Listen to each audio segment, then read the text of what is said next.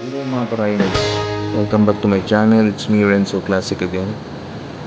At ngayong araw po na ito ay pag-uusapan po natin kung ano nga ba yung mga pros and cons ng Yamaha YTX 125 ko. So ayan, saan ba tayo magsisimula?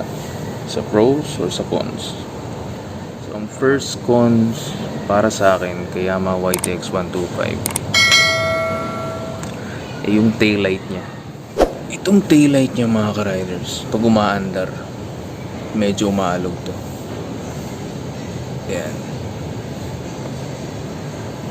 So kung titingnan mo, pag ikaw yung nasa likuran niya, parang hindi magandang tingnan kasi umaalog. So sana man lang kahit pa paano yung nakafix talaga. Ayan o, ganyan. So hindi naman siya major thing, pero para sa akin, consider as cons na yan. So number 1 itong taillight. So ang second cons yung mga ka-riders, pansinin nyo sa gilid pag nakatagilid siya. Pag sa side view parang ang laki-laki niyang tingnan, lalo na yung gulong. Diba? Bagay sa katawan niya, kasi malaki yung katawan ni YTX eh. Pero pag tumingin ka sa likod, ang liit ng gulong, eh ang size lang yan is 3. Pag convert mo, magiging 80 by 90 by 17 lang yan. Diba? Parang si Johnny Bravo. Malaki yung upper part, pagdating sa lower part, lumiit. So, yan yung second cons ko. Yung gulong niya. Maliit masyado para sa katawan ng Yamaha YTX 125. Now, yung third cons yung mga ka-rider, disadvantage. Para sa akin, pinaka-major na disadvantage si Yamaha YTX 125 is wala siyang fuel gauge. Pansinin nyo, meron lang siyang speedometer, odometer, neutral indicator, signal light indicator, at saka yung headlight beam niya. Yun lang. Nung una akala ko ito, pag nag-green or nag-red, pag nag-red, ibig sabihin empty na. Pero hindi pala, nung tinanong ko sa kasa, wala daw pala talaga siyang fuel gauge. So ang hirap, di ba, mangangapa ka.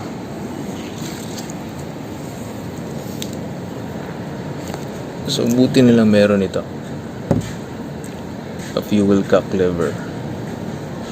So ito yung magko-control para malaman mo kung ilan yung konsumo ng gas na nagagamit mo. So yan lang yung pinaka. So pag naka-position siya ng ganyan, ibig sabihin naka-off. Ngayon pag nasa taas naman siya, yan yung reserve. Ngayon pag nilagay mo naman dito sa baba, yan yung time na pag ina-operate mo yung motor, tuloy-tuloy yung daloy ng gas or ng fuel. So dyan ako nagbabase,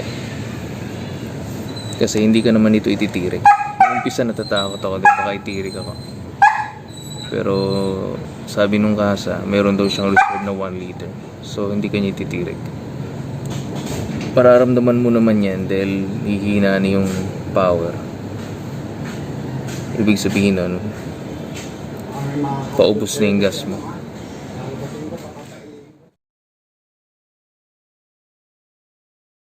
Siya nga pala mga ka-riders, yung front and rear brakes niya ay parehong drum.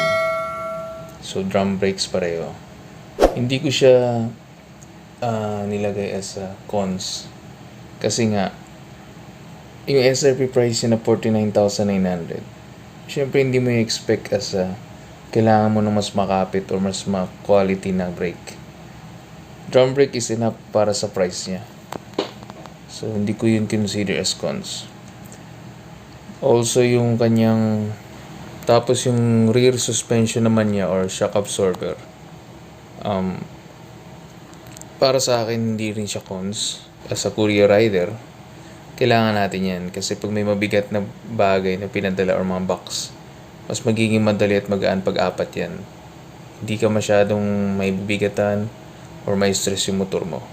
Ang negative side naman niya, pag wala kang karga, matagtag talaga. Pwede ka niyang itapon. Pero okay lang yan kasi yung aim naman natin is makakarga, makapag-deliver ng mga item. Ngayon punta naman tayo sa pros niya or mga advantages ni Yamaha YTX 125. Yung first pro niya para sa akin ay yung upuan. Yung upuan niya mga ka-riders, napakalambot. Napakasarap upuan. Kumbaga hindi masakit sa puwet.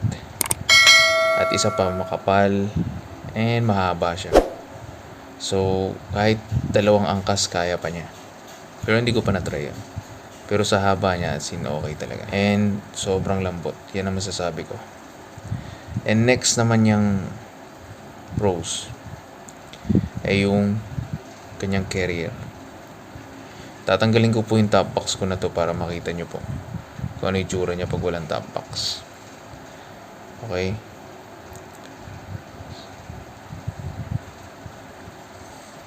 So, ayan mga ka-riders. Yan yung carrier niya. Napakasulit po nitong carrier na to kasi hindi mo na kailangan magpa-install or bumili pa ng bracket para lang magkaroon ka ng top box. So, yan, meron ng carrier. Ang ginawa ko, papatungan mo na lang yan. Tatali mo, tornilyo. Meron ng mga kasamang mga mga parts, mga tornilyo. So, yun lang. Hihigpitan mo lang to sa yan meron ka ng top box. Diba? Nakatipid ka pa kasi meron ng built-in carrier. So, ang next nating pros, pangatlo, ay itong footrest. Yan. Yung stock footrest yun mga ka-riders, yung kulay black. Tinanggal ko po yung kasi hindi ko po gusto yung forma niya. Although ganyan-ganyan yung forma, pero ang ibig ko sabihin is masyadong common. Ayan ang ganda, di ba? Naka-engrave na YTX stainless steel. So, mas magandang tingnan. Di ba? Kabilaan yan mga ka-riders. At si Mrs. masayang-masaya dyan at sobrang relax ng paa niya. Baga hindi nangangalay, hindi na-stress. Kasi as in lapat na lapat. So talagang relax yung pakiramdam.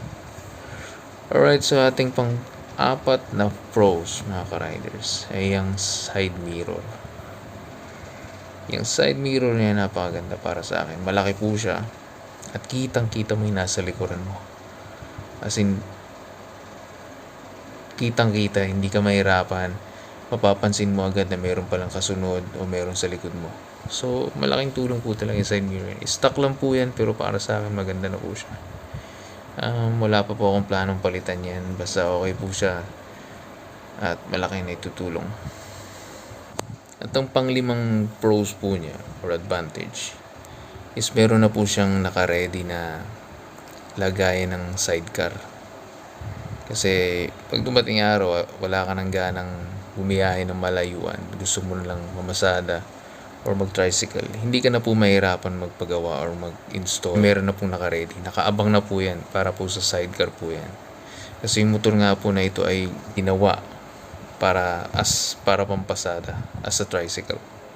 So, yan po yung purpose niya. Pero kung titingnan mo siya, yung looks niya mapakaganda. Unlike sa ibang mga pantra na motorcycle. The best tong Yamaha.